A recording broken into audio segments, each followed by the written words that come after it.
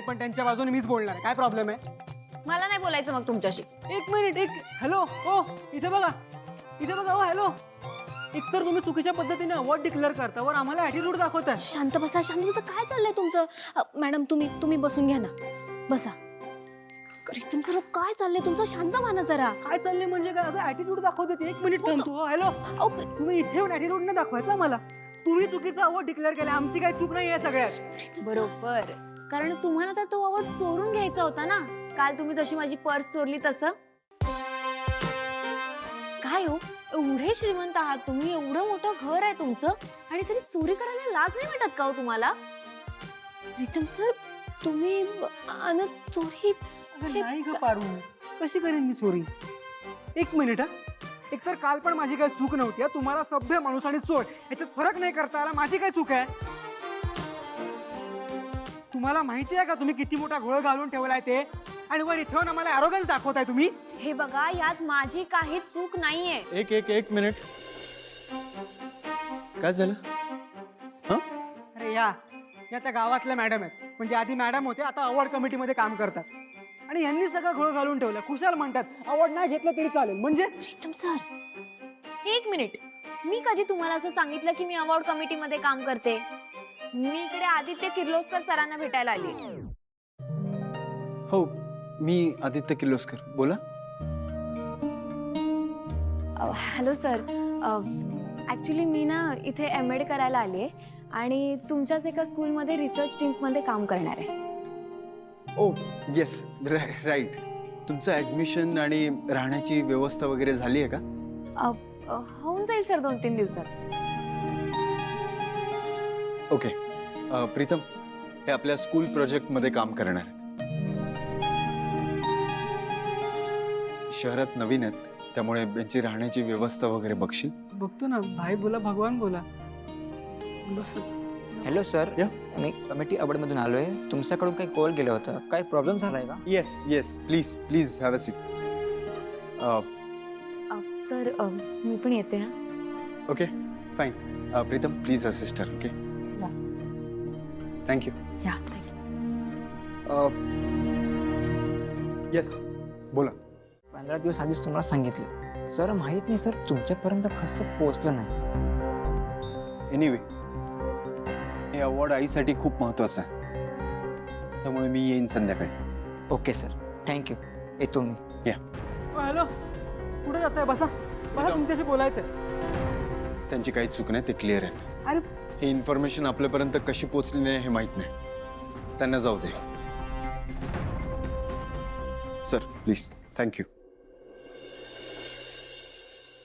Aditya sir, म्हणजे आता तुम्ही ते बक्षीस घ्यायला जाणार? जावं लागेल. आईची तशी इच्छा आहे.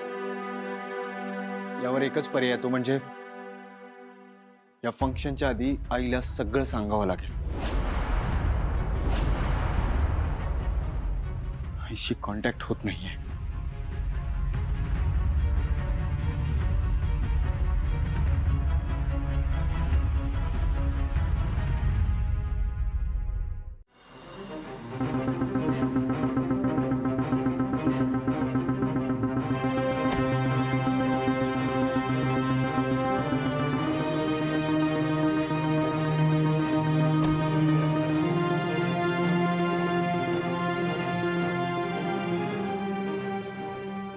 मामा,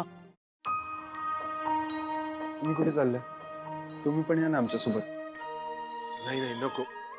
एवढा मोठा कार्यक्रम आहे, मी आपला गाडीतच बसतो.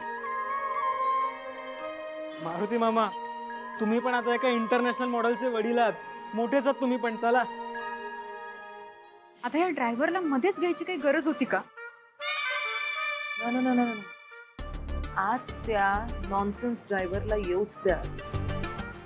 आज पारूला आणि तिच्या ड्रायव्हर बापाला त्यांची लायकी पुन्हा एकदा दाखवून देऊया आपण.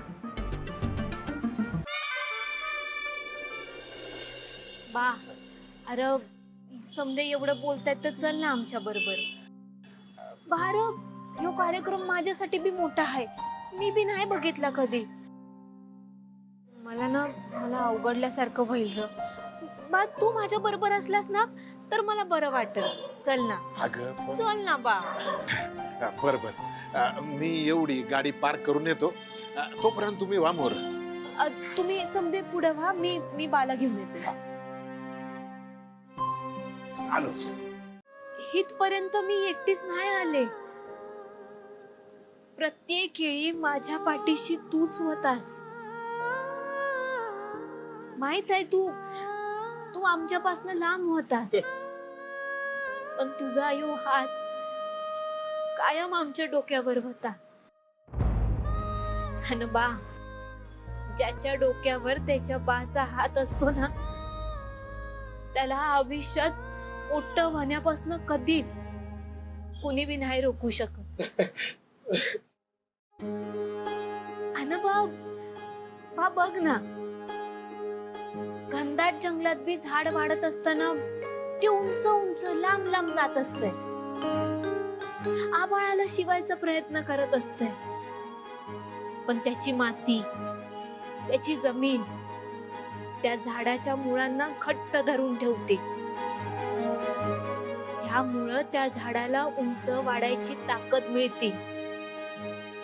आणि ते झाड जर मी असेल ना, तर बा, माझी माती, माझी जमीन फक्त तूच आहेस. तुझ्याशिवाय मी काहीच नाहीये.